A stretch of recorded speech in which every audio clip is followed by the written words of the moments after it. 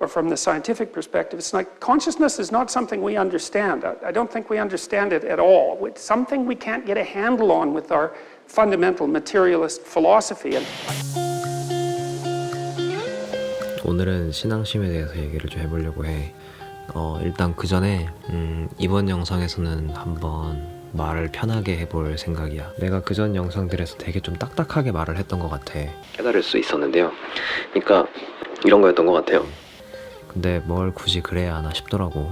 여기 뭐 공영방송도 아니고 그냥 내 개인 유튜브 채널인데 이 영상 볼 사람들이라면 좀 가까운 유대감을 가지고 나도 마음을 좀 터놓고 그렇게 얘기해도 되지 않을까 싶어서 이번 컨텐츠에서는 한번 반말로 얘기를 해보려고 해. 이렇게 말을 하는 편이 나도 좀 더 진솔하게 내 얘기를 속 터놓고 할 수 있을 것 같거든. 오늘 얘기해볼 거는 신앙심에 관한 거야. 뭔 얘기를 할 거냐면 내가 어떻게 해서 신앙심을 가질 수 있게 됐는지에 대해서 얘기를 해보려고 해. 왜 이 얘기를 하려고 하냐면 나한테 항상 큰 의문이었어. 어떻게 하면 사람이 신의 존재를 진심으로 믿을 수 있는지가 말이야. 그게 거짓말이 아니라 진짜로 신이라는 존재가 있다라고 어떻게 믿을 수 있는지, 그게 나한테 항상 큰 의문이었거든. 근데 20대 후반에 몇 가지 경험을 거치면서 결과적으로 내가 신앙심을 가질 수 있게 됐고, 이제 내가 모태신앙이나 이런 게 아니다 보니까 그 과정을 말로 설명할 수 있을 거 아니야. 옛날에 그 신앙심에 관심은 있지만 어떻게 가질 수 있는지 모르던 나는 이 설명이 되게 궁금했었거든. 그래서 신앙심 가지고 있는 친구들한테 막 물어보기도 했었어. 어떻게 하면 신앙심을 가질 수 있냐, 나에게 전도를 좀 해봐달라, 막 이렇게 말하기도 했었고, 신앙시키는 친구한테. 나한테는 그게 되게 궁금했던 이슈였어가지고 지금 이제 그걸 설명할 수 있게 된 시점에서 누군가 이거 궁금해할 사람이 있을 것 같다라는 생각을 하면서 이 얘기를 한번 해보려고 해. 내가 경험한 신의 존재를 믿게 되는 과정은 크게 두 가지로 나눌 수 있는데, 우선 첫 번째는 좀 견디기 힘들 정도로 고통스러운 경험이 있으면 일단 첫 번째 조건이 완성되는 것 같아.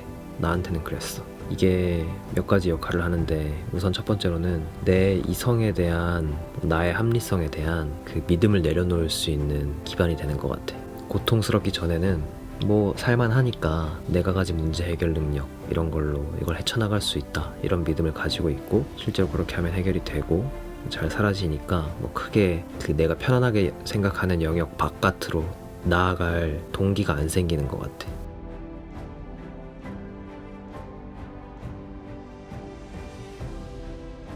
근데 사람이 너무 고통스러우면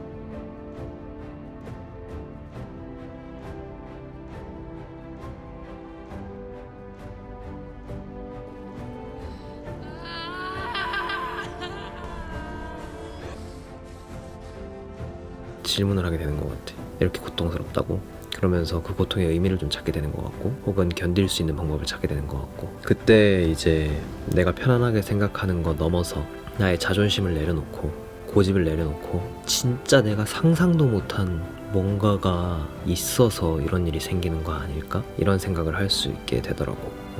이거를 이제 내가 아는 어떤 정치학 박사님은 이런 얘기 나눌 때 이렇게 말씀하시더라. 당신은 종교를 가지고 있지는 않지만 종교 가지는 걸 이해는 한다고. 그러면서 그게 인간이 가진 한계에 대한 인정이라고 생각을 한다고. 그 표현 정말 와닿았어. 내가 가진 한계를 겸손하게 인정할 준비가 됐던 것 같아. 그 견디기 힘든 고통을 통해서. 두 번째로 나한테 도움이 됐던 건, 그래서 고통스럽다까지는 됐는데 그 다음 단계에서 그래도 나에게는 설명이 되는 게 좀 중요했던 것 같아. 어떻게 해야 신앙심이라는 게 가능한지, 그 전에 내가 절대로 이건 비합리적이다 라고 생각을 했던 그 간극을 뛰어넘을 수 있게 해주는 뭔가가 필요했는데, 그 설명은 유튜브에서 이 강의를 보면서 얻을 수 있었어. 한번 같이 볼래? And then from the neurobiological perspective, or from the scientific perspective, it's like consciousness is not something we understand. I don't think we understand it at all. It's something we can't get a handle on with our fundamental materialist philosophy. And I don't know why that is. It's quite frustrating if you're a scientist, but it isn't clear to me that we've made any progress whatsoever in understanding consciousness, even though, well, we've been trying to understand it for hundreds of years, and even though psychologists and neurobiologists and so forth have really put a lot of effort into understanding consciousness from a scientific perspective in the last 50 years. You know, it says in the Old Testament somewhere that the fear of God is the beginning of wisdom, and I think this is akin to that. If you know that you're not in control of yourself thoroughly, and that there are other factors behind the scenes, like the Greeks thought that human beings were the playthings of the gods. That's the way they conceptualized the world. And they sort of meant the same thing. They meant that there are these great forces that move us, that we don't create, that we're subordinate to in some sense. Not entirely, but we can be subordinate to them, and they move our destinies. That was the Greek view, and there's something, it teaches you humility to understand that there's a hell of a lot more going on behind the scenes, and you're the driver of a very complex vehicle, but you don't understand the vehicle very well, and it's got its own motivations and methods, and sometimes you think it's doing something, and it's doing something completely different. 이 강의에서는 신의 존재라는 종교적인, 영적인 그런 개념을 우리가 가지고 있는 이 과학적인 세계관, 물질주의적인 설명 이런 거랑 어떻게 이게 같이 양립될 수 있는지를 설명을 해주는 것 같아. 그래서 지금 과학에 밝혀낸 지식 세계에서 비어있는 영역, 그 영역이 어딘지를 말해줌으로써 이 영적인 영역, 종교적인 영역 이게 사실 이 과학적인 세계관이랑 양립되는구나 라는 거를 알게 해줬어.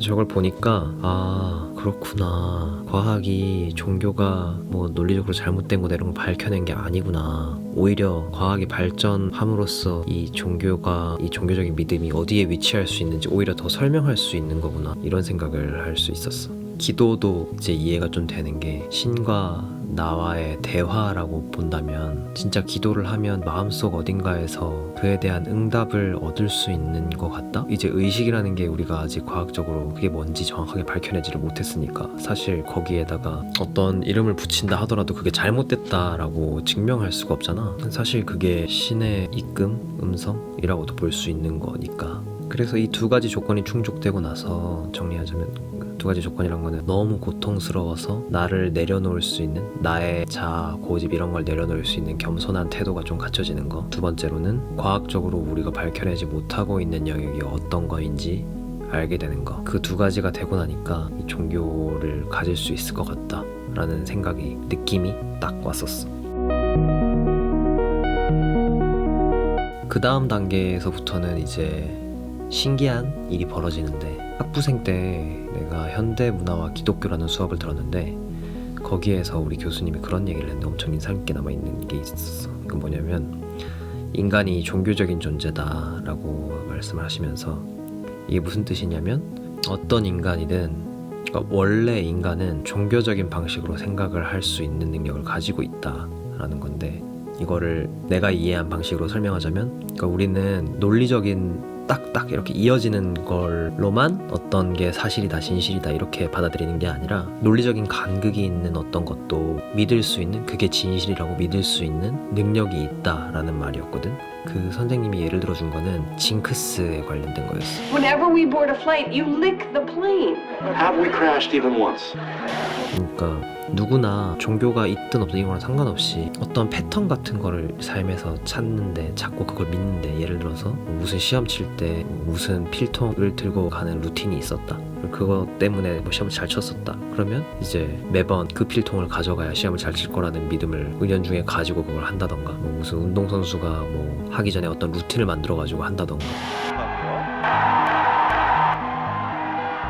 그게 이제 자기가 편안하게 느끼는, 이런 걸 해야 잘 되더라, 이런 게 이제 만들어지는 게, 이제 징크스가 어떻게 보면은 되게 논리적으로 볼 근거가 없는데 그거를 그냥 믿는 능력이 우리가 다 가지고 있는 거인 거지. 그래서 이제 이렇게 신앙심을 가질 준비가 된 다음에는 실제로 한번 종교적인 의식에 참여를 해보는 거야. 뭐 성당이든 교회든. 그래서 내가 이거를 언제 체험을 했냐면, 아까 앞에 말한 그 두 가지 준비가 된 다음에 성당을 갔어. 얘 미사에 참석을 했고, 학교 안에 있는 청정성성 모임이라는 데를 가가지고 거기서 하는 기도 모임에 가서 기도도 같이 드려보고, 그런 걸 하면서 아주 기억에 남는 순간이 한순간이 있는데, 기도 모임을 갔는데 돌아가면서 소리내서 하는 기도를 해야 되는데 다른 사람들 다 했어. 막 이제 처음에 부르면서 이렇게 손 합장하고 부르고 눈 감고 다들 하는데, 하느님이라고 말을 뱉어야 되는데 나는 못 뱉겠는 거야. 왜냐면 난 신앙심이 없으니까. 근데 있는 것처럼 그걸 부르면 거짓말로 느껴지는 거야, 그게. 그래서 이거를 내 차례가 됐는데 못 부르고 한참 있었지.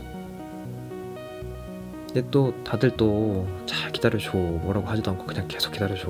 내가 걷다 대고 뭐 못한다고 할 수도 없고 그러고 싶지도 않았고 이렇게 해서 진짜 안 떨어지는 입을 간신히 용기를 내가지고 하느님이라고 부르고 기도를 했다? 근데 내가 그때 뭐라고 기도를 했냐면 난 아직 하느님이 어떤 사람인지 어떤 분인지 모른다. 기도하는 방법도 모른다. 나한테 그러니까 좀 알려주시면 좋겠다 라고 기도를 했고, 그게 이제 나이가 최초로 그렇게 진짜 그리스도교에서 제시하는 신 개념, 존재에게 기도를 해본 거였던 것 같아. 근데 그렇게 하고 나니까 뭔가 한 단계 나아간 느낌이 들더라고. 그러니까 믿음이 좀 생기는 것 같더라고. 이게 나도 되게 놀라운 경험이었는데, 나 되게 이성적인 막 그런 믿음이 되게 강한 사람이거든. 내 자신에 대한 합리성에 대한 믿음이 되게 강한 사람인데 이었는데, 그렇게 하면서 그런 게 믿어지는 걸 보니까 너무 놀라웠고, 그 이후에는 이제 세상을 신앙심을 가진 사람의 시각으로 어떻게 설명할 수 있는지 그 설명들에 엄청 많이 이끌리면서 책도 읽고 강의도 듣고 그런 모임들도 참석하고 그렇게 됐던 것 같아. 그래서 오늘 하려던 얘기는 이게 다야. 어떻게 해서 신앙심을 가지게 될 수 있었는지. 앞으로 이걸 좀 시리즈로 해볼까 생각 중이야. 어떤 시리즈냐면, 사실 나는 막 그렇게 거룩한 신앙인으로서의 모험이 될 만한 그런 사람이 전혀 아니거든. 그래도 어쨌건 신앙심을 가지고 신앙생활을 이렇게 하는 게 놀라운 일인 것 같아서, 어쩌면 나같이 막 깊이 원래부터 모태신앙이었던 그런 사람이 아닌 나에게 이렇게 신앙심이 생겨서 이거를 말로 설명해 볼 수 있는 경험이 있는 게, 이걸 좀 나누어야 되는 거 아닐까, 나누는 게 좋지 않을까, 이거 궁금해하는 사람들이 있지 않을까, 이런 생각이 들어가지고 한번 이 종교 얘기를 조금은 비종교적인 얘기로, 종교에 관심은 있지만 신앙심은 없는 사람들이 궁금증을 좀 해소할 수 있는, 내가 아는 수준에서 설명할 수 있는 그런 콘텐츠를 한번 해볼까 싶어. 많이 관심 가져주면 좋겠고, 궁금한 거 있으면 댓글로도 좀 남겨주면 좋겠고, 그럼 우린 다음 영상에서 만나.